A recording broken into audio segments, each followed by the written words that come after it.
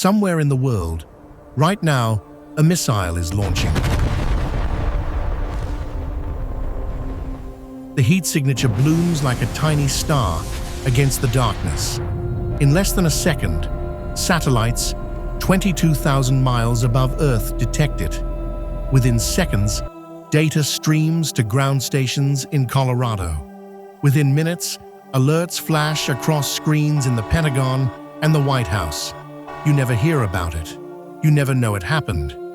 But somewhere in suburban Colorado, inside what looks like a giant golf ball sitting casually off the highway, a handful of Space Force operators just saw it. And they're already calculating whether it's headed your way. Drive through Aurora, Colorado, past the strip malls and subdivisions, and you'll see them. Massive white domes that look like they were airlifted from Disney's Epcot and dropped randomly into the prairie. Kids probably think they're weird water towers. Conspiracy theorists whisper about aliens. Most people don't think about them at all. But these seemingly innocent structures, called radomes, are critical nodes in the most sophisticated early warning system ever built. A global network designed to detect every missile launch on the planet within seconds of ignition. Inside each 100-foot dome sits an antenna named Fred. Yes, actually named Fred, with a nameplate and everything.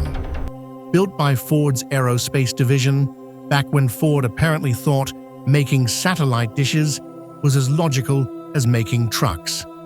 Fred weighs several tons, can pivot and point straight up at the sky, and maintains a constant lock on satellites orbiting at exactly 22,000 miles above Earth. That's geostationary orbit, where satellites appear to hover in one spot, spinning with the planet itself. As Earth rotates, Fred adjusts constantly, tracking his satellite targets with precision measured in fractions of a degree. The radome itself is an engineering marvel hiding in plain sight. 650 individual fiberglass tiles, each weighing 355 pounds, assembled piece by piece to create a weatherproof shell that protects the antenna from Colorado's brutal winds, ice, and snow. But protection isn't the only purpose. From space or any external angle, you can't see where Fred is pointing. Adversaries watching from orbit have no idea what satellites America is monitoring or what data is flowing through these stations. It's operational security through architectural design, a giant white mystery ball that reveals nothing. But Fred and his radome siblings are just one layer of a three-tier defense network that operates 24/7, watching every corner of the globe for the thermal bloom of rocket engines.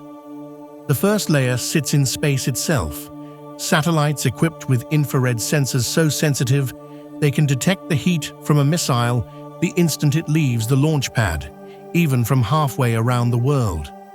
The second layer consists of massive ground-based radars positioned in some of Earth's most remote and hostile locations: Alaska, Greenland, places where civilization barely exists, tracking missiles as they arc through the atmosphere, calculating speed and trajectory with terrifying precision. The third layer is where Fred lives. All that satellite data, all those radar tracks, all that real-time information flows into the ground stations at Buckley Space Force Base, where operators sit in front of glowing screens in a classified operations floor, monitoring the world for signs of catastrophe. Getting access to that operations floor means stepping into a room where cameras are almost never allowed, where everything that happens is classified, where the fate of nations can turn on decisions made in seconds. The room hums with focused intensity, rows of workstations, multiple screens per operator, data scrolling in real time. This is where America's early warning system comes alive, where satellite signals become actionable intelligence, where the abstract concept of missile defense becomes terrifyingly concrete. The scenario begins with a briefing, moderate confidence of a high-volume missile event in the CENTCOM area of responsibility, expected around 1300 Zulu time. Most likely scenario, 10 missile launches. Most dangerous scenario, 20 or more. Launch site, Yemen. And then the alert sounds. Incoming launch. What happens next is a choreographed dance of verification and dissemination that must be executed flawlessly under pressure. First comes detection. Satellites detect the overhead persistent infrared signature, that unique energy bloom of a rocket motor igniting. The data downlinks through Fred and his fellow antennas, streaming directly to operators on the floor. Combat Squadron 411, we're getting launches out of Yemen, entering Phase 1. Then verification. And this is critical. No single operator can release a missile warning alone. Human verification requires two people independently confirming what they see is real, not a false alarm, not a sensor glitch, not a commercial rocket launch or atmospheric anomaly.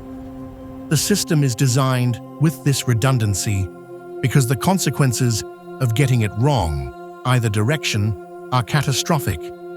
Miss a real launch and you've given the enemy a head start.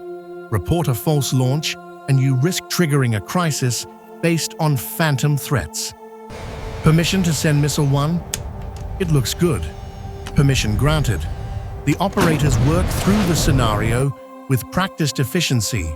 Their voice is calm but urgent. Specialist, how are we looking? We have 25 missiles right now, but the tempo is picking up. This isn't hypothetical.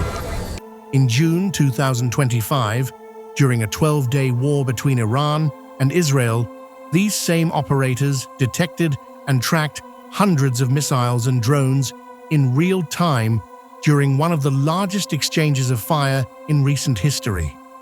When American B-2 stealth bombers struck Iranian nuclear sites during Operation Midnight Hammer, Buckley Space Force Base provided the early detection and tracking that made the mission possible. Days later, when Iran launched retaliatory strikes at US bases, these operators saw them coming. Finally comes dissemination. The verified missile data goes everywhere simultaneously, to theater commanders who need to activate defenses, to intelligence analysts assessing enemy intentions, to the Department of Defense, to the White House, to the President of the United States, all within minutes of launch. Time is 1301 Zulu. Location is 15 north by 44 east. Good copy.